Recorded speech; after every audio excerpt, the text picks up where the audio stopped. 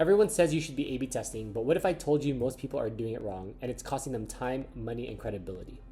I've seen companies run dozens of tests and still not know what's working, or worse, trust test results that are completely meaningless.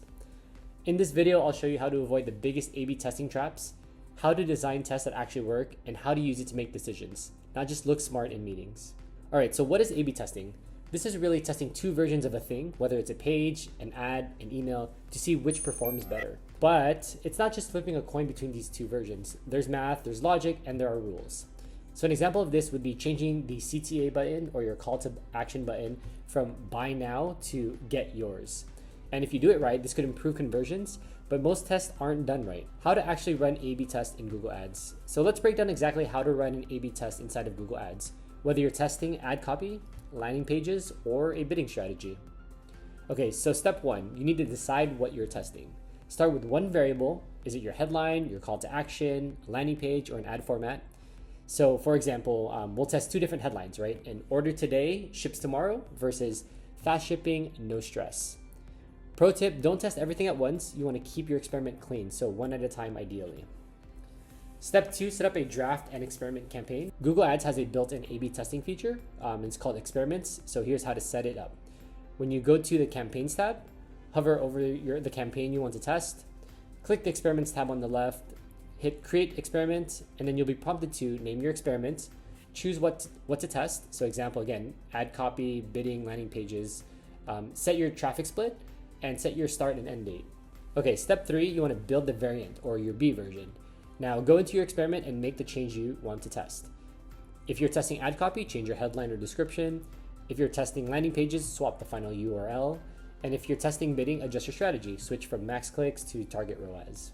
Step four, you want to monitor the right metrics. You want to watch for meaningful changes, not just vanity metrics. So you want to choose one primary KPI or key performance indicator, like click-through rate, conversion rate, cost per conversion, or return on ad spend or ROAS. Okay, a quick warning, don't end the experiment too early. You want to wait for enough data to hit significance. Google will help with this if you use the experiment dashboard to know how much data you already have. Step five, apply the winner. So once you're confident in the results, go into your experiment dashboard and hit apply, and you'll get options to either replace the original campaign or keep both running if both are performing well. Bonus tips, what not to do. Again, don't stop the test too early, and don't test on low volume campaigns. And don't test multiple things at once unless you're doing multivariate testing, because if you test more than one thing, it's going to be hard to kind of track different things. Okay, so here's some common mistakes. So mistake number one, testing with too little traffic. People from Reddit say things like, I'm expected to run 4 variant tests with only 300 users. So without enough data, your results are just noise. You need statistical power to tell if something actually works or if it's just luck. So to fix this, use a sample size calculator before you even start. If you don't have enough traffic yet, test fewer variants or focus on qualitative research like user interviews instead. Mistake number two, test everything all the time. So just because you can test it doesn't mean you should.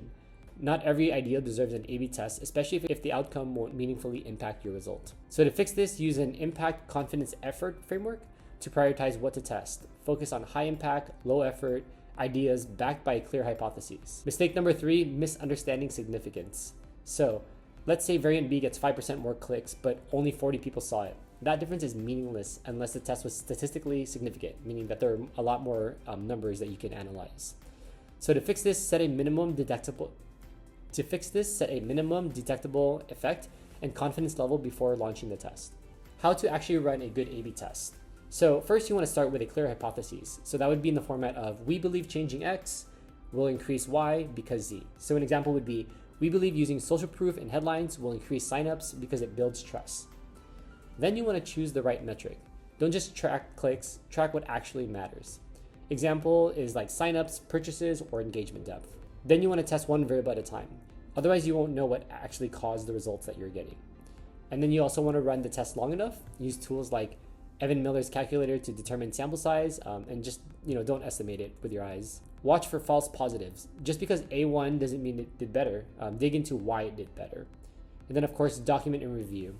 You're building a testing culture, so don't throw away learnings. So here are some common objections and fixes to A/B testing. One would be, we don't have enough traffic. So in order to fix that, we suggest qualitatively testing or wait until the volume allows significance.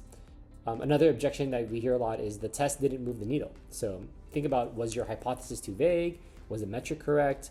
Another objection is let's test it is the new I don't know. So to solve this, push for decision-making backend by reasoning first. And lastly, we need to test 4 variants. So that's an objection that we get, but you always want to start with 2. Testing 4 means you need more users, not fewer. A/B testing isn't magic, it's a tool, but only if you use it right. To recap, don't test too soon, start with the real hypotheses, and know when the data is lying. We grow e-commerce businesses with better Google and Meta ads. So if you're struggling with your Google or Meta ads, click the link in the description to schedule a free consultation today.